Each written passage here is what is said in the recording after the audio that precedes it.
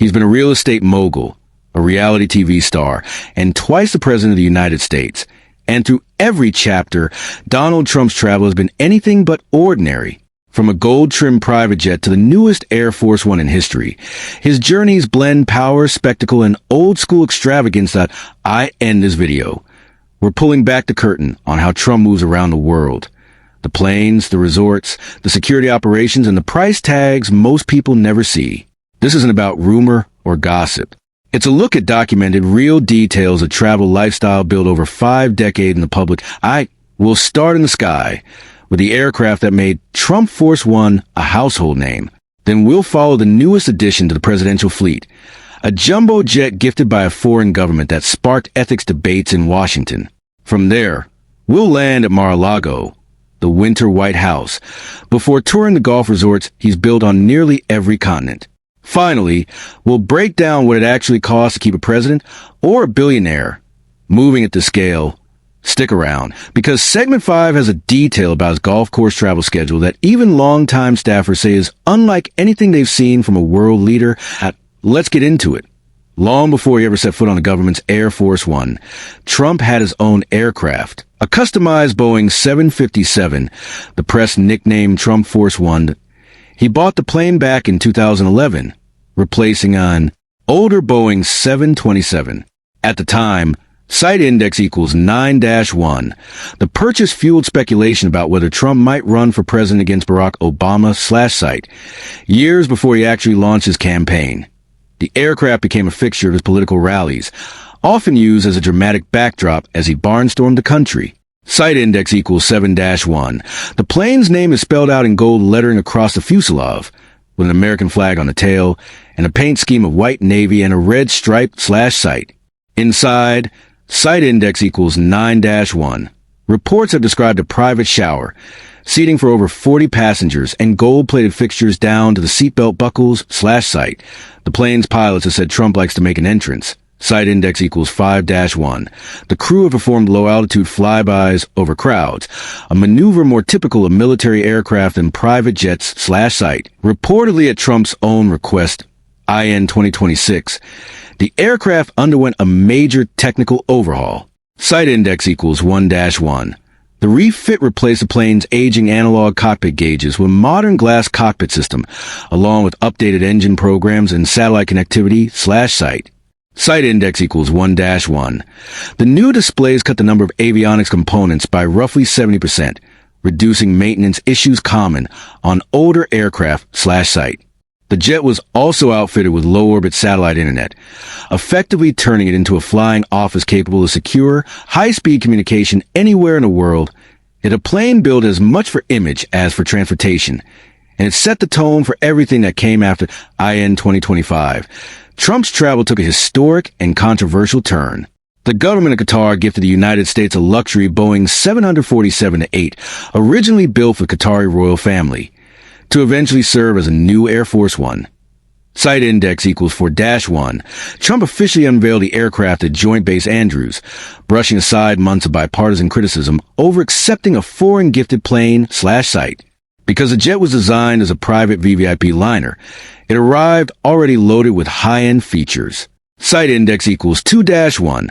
Reports describe the interior as retaining its original luxury finishes, including high-end wood paneling, premium leather lounges, and multiple bedrooms/site. Site index equals 2-1. The layout includes a private presidential suite with its own office and dressing area, a full on-board medical unit, dedicated conference rooms, and 2 galleys able to prepare meals for 100 people at once/site. But before Trump could actually fly on it, the aircraft needed extensive security work. Site index equals 8-1. Officials have said the jet had to be stripped down and checked for surveillance devices, then hardened against hijacking of its electronics before it could safely carry a sitting president/site. Those modifications reportedly remain classified. Even after its debut, work has continued. Site index equals 3-1. Trump said the jet would later be taken out of service for about a month, so it could be maxed out with additional security features/site. It's a striking image, one of the most secure objects on the planet. Built first for royal comfort, now retrofitted into the mobile command center of the American presidency. When Trump is in the air, There's a strong chance he's at Mar-a-Lago, his sprawling private club in Palm Beach, Florida, which has effectively functioned as a second seat of government during both his presidencies.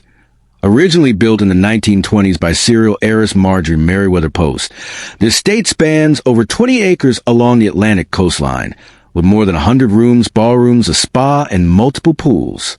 Trump purchased it in the 1980s and later converted it into a private members club, charging six-figure initiation fees.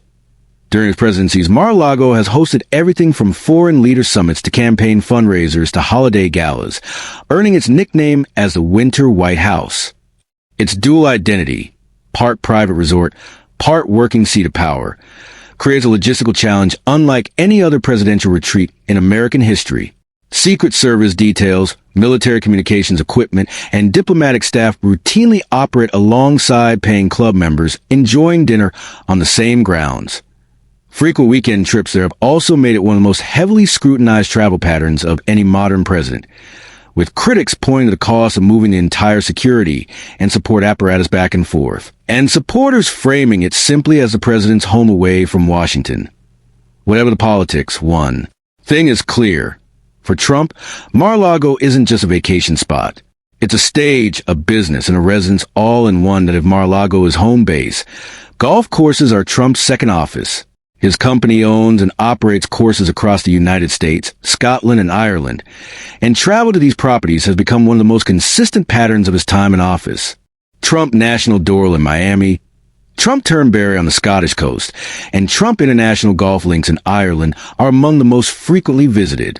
Each trip typically brings the full weight of presidential travel, military aircraft, a security perimeter, local law enforcement coordination, to what is, at its core, a private business Trump personally owns. That overlap between official presidential travel and personal commercial property has drawn consistent attention from watchdog groups and journalists, who note that these visits generate revenue for Trump-owned businesses, while taxpayers cover security costs. The Trump Organization has defended the trips as a normal part of a president's need for downtime, pointing out that past presidents also visited privately owned or leased vacation properties. What sets this pattern apart is scale and frequency. Few, if any, past presidents have owned the commercial properties they visited so often while in office, turning golf weekends into a recurring and closely tracked feature of the administration's travel calendar.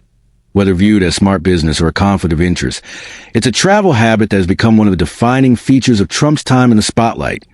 All of this, the private jet, the new Air Force One, the resort visits, comes with a cost that goes far beyond ticket prices.